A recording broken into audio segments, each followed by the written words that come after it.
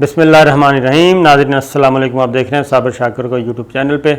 آج ہے جناب 14 جولائی سال 2020 اور دن ہے آج منگل کا۔ آج آپ سے قومی سیاست کے بارے میں بات کرتے ہیں جی۔ اور قومی سیاست میں میں آپ کو بتا رہا ہوں کہ بڑا سلولی اسٹڈیلی کچھ فیصلے ہوئے خاموشی سے، اور ان فیصلوں کے نتائج آنا شروع ہوں گے آئندہ چند دنوں میں نہیں، چند ہفتوں میں۔ اور اس کا اندازہ اپوزیشن کو اور خاص طور پہ جہاں جہاں بھی جس شعبے میں بھی سیسلین مافیا اور گاڈ فادرز بیٹھے ہیں ان کو اندازہ ہو گیا ہے۔ بند کمرے میں جی، بند کمرے کی ایک بیٹھک کی میں ایک چھوٹی سی آپ کو کوشش کروں گا 2 منٹ کے اندر یہ بات پوری کروں۔ بند کمرے میں ایک میٹنگ بلائی گئی اور اس میٹنگ میں یہ بھی باتیں ہوئیں کہ جناب یہ کیا چکر ہے کہ government prime minister Imran Khan جو ہیں وہ اچھے اقدامات کر رہے ہیں، عالمی سطح پہ ان کو پذیرائی مل رہی ہے، اور نہ صرف عالمی سطح پہ ان کو پذیرائی مل رہی ہے بلکہ ان کے اقدامات کو سراہا جا رہا ہے۔ کرونا پہ بہت اچھے طریقے سے قابو پایا گیا ہے، اور جو ایک بہت بڑے خطرہ تھا مصیبت کا، وہ اس مصیبت سے پاکستان بچ گیا۔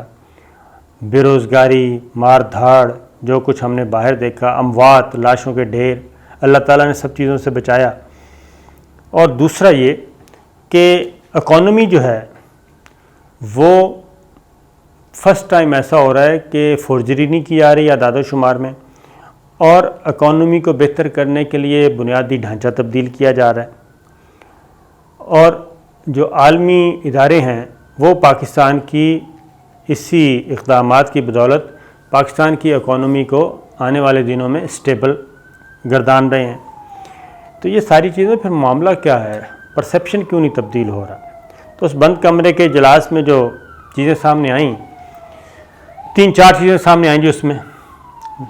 اس میں یہ چیزیں سامنے آئیں، نمبر 1 یہ کہ ایک تو وزراء جو ہیں، کچھ وزراء معاونین خصوصی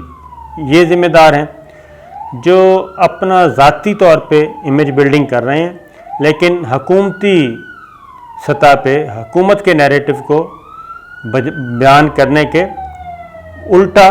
صرف اپنے انڈیویجول اپنی امیج بلڈنگ کرتے ہیں، جس کی وجہ سے یہ سارے معاملات ہو رہے ہیں خراب۔ دوسرا، اتحادیوں نے مسائل پیدا کیے، اس کی وجہ سے پرسیپشن خراب ہوا، اور جب ان وزیروں کو، معاونین کو فارغ کرنے کی کوشش کی جاتی ہے تو پھر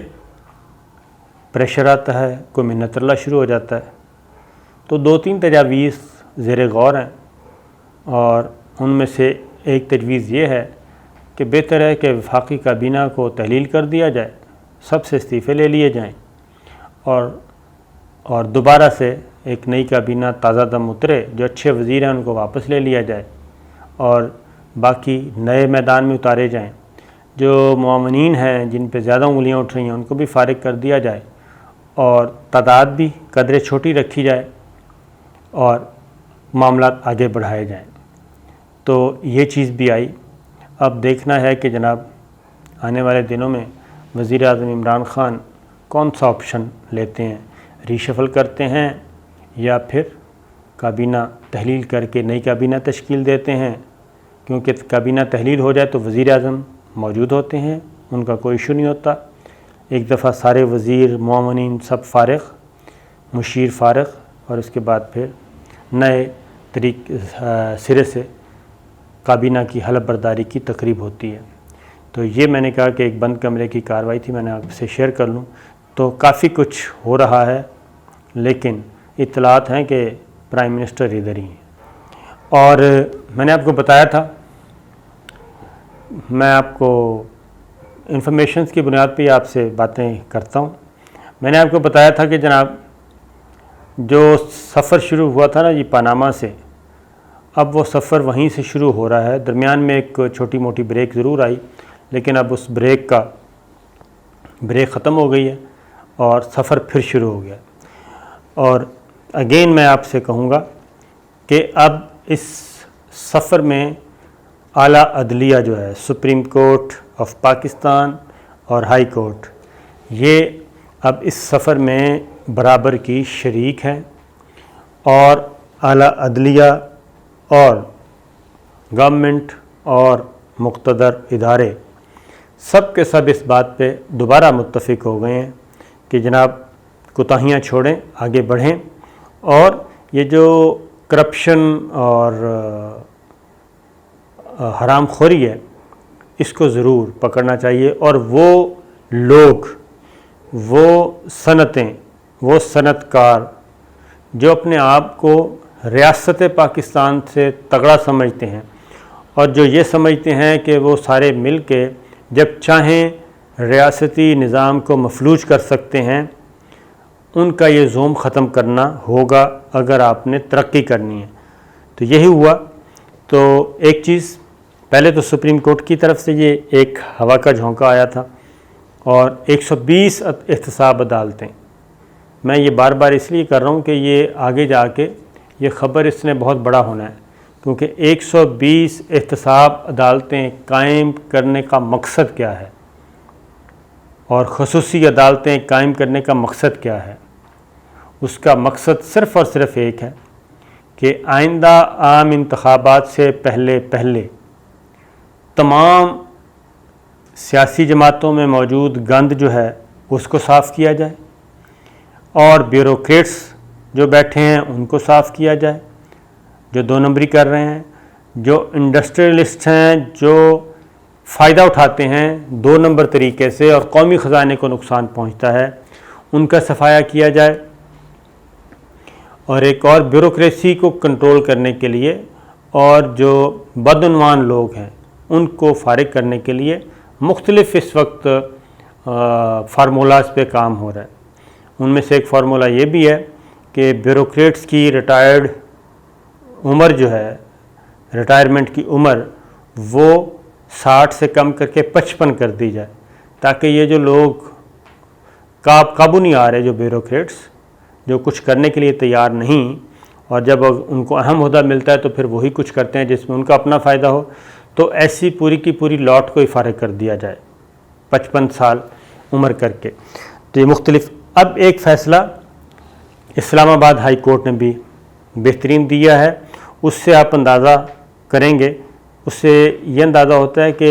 اعلیٰ عدلیہ اس وقت کیا سوچ رہی ہے اور ریاست پاکستان کا مزاج کیا ہے، موڈ کیا نظر آ رہا ہے۔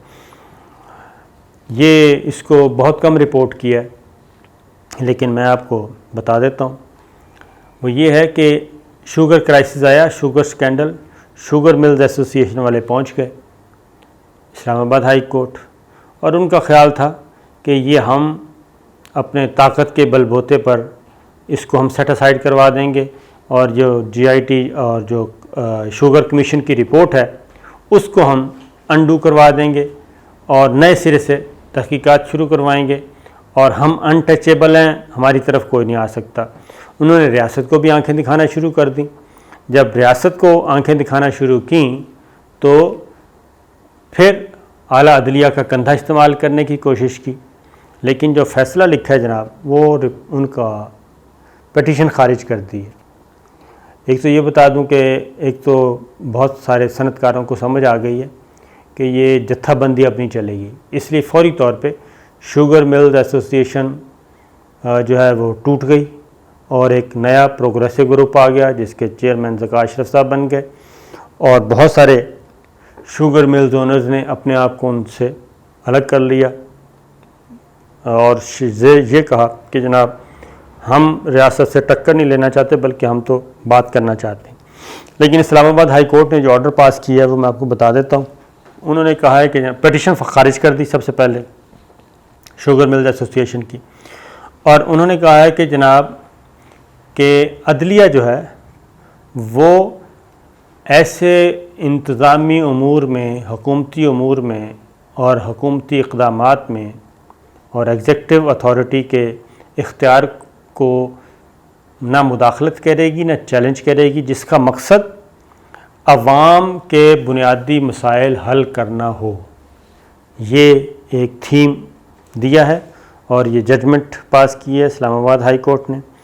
اور انہوں نے کہا کہ ایسے معاملات میں مداخلت کا جو جواز ہے صرف اس صورت میں بنتا ہے کہ جب یہ ثابت ہو جائے کہ جناب بہت بڑے پیمانے پہ بنیادی انسانی حقوق پامال ہو رہے ہیں، تو یہ جو شوگر ملز کیس لے کے آئی ہے اس میں ایسی کوئی بات نہیں ہے، بلکہ اس کے اپوزٹ ہے، اور وہ اپوزٹ یہ ہے کہ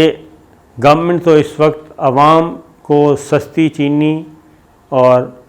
ارزاں نرخوں پہ اور تسلسل کے ساتھ فراہمی پہ اقدامات کر رہی ہے، جو کہ بنیادی مسئلہ ہے، اور اس بنیادی مسئلے کے میں حائل رکاوٹ کون ہے؟ وہ شوگر ملز والے ہیں، لہٰذا وہ پیٹیشن جناب خارج کر دی گئی ہے۔ اب اس سے ایک موڈ نظر آ رہا ہے اعلیٰ عدلیہ کا کہ اب یہ جو جتنے بھی کارٹلز ہیں، تگڑے لوگ ہیں، مونوپولسٹ ہیں،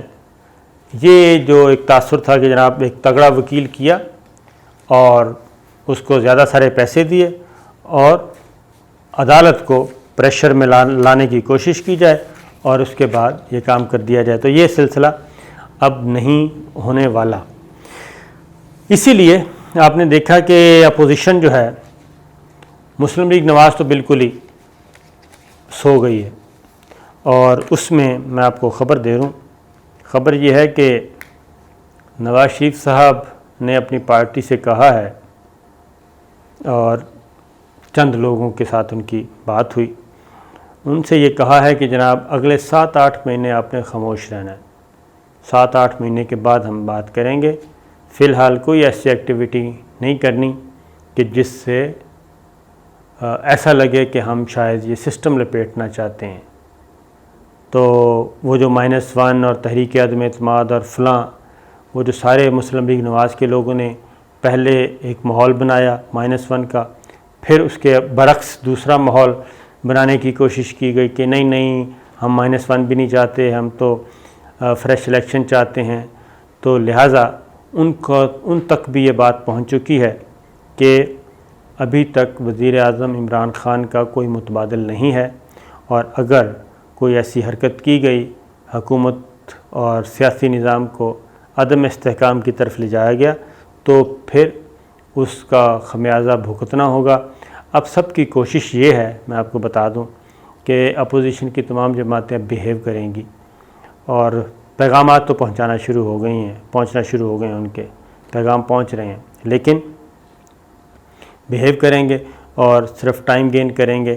کہ کسی بھی طریقے سے یہ جو 120 احتساب عدالتیں قائم ہو رہی ہیں، آپ خود سوچیں کہ جب 120 احتساب عدالتیں قائم ہو جائیں گی اور ایک جج کے پاس 3 4 صرف 5 مقدمات ہوں گے، اور